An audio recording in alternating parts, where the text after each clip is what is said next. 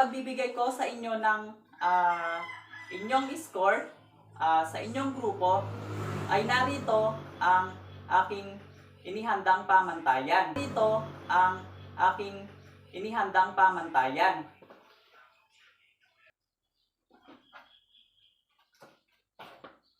Ang pamantayan ay mayroong kriteria, kaangkupan, at gramatika. Ang kriteria ay napakahusay 5 puntos, mahusay 3 puntos, hindi mahusay 1 puntos. Sa kaangkupan naman ay ito ang kailangan ninyong maibigay. Napakahusay na nailahad ang ideya. Sa gramatika naman ay nakagagamit ng wasto, angkop at lalim ng mga salita.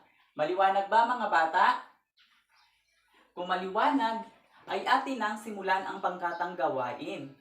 Narito ang aking mga inihandang sitwasyon.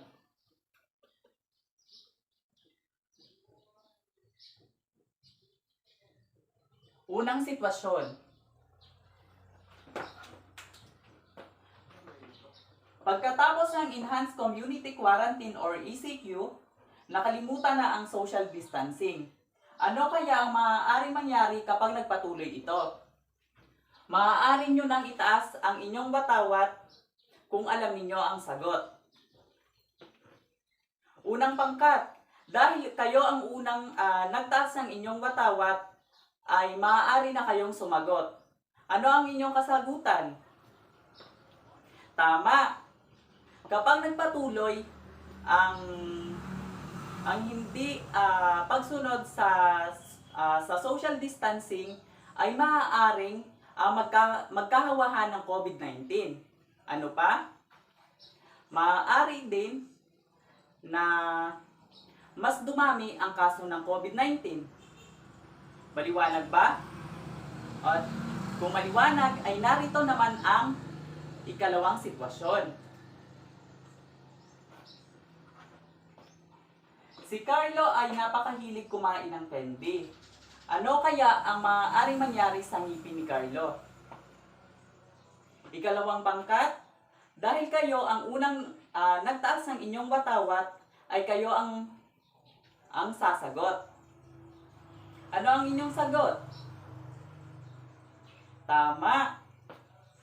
Maaaring masira ang ngipin ni Carlo. Ano pa? Tama. Maaaring sumakit ang ngipin ni Carlo. Ang inyong kasagutan ikalawang pangkat ay tama. Ngayon ay ating bigyan naman ng puntos ang bawat pangkat.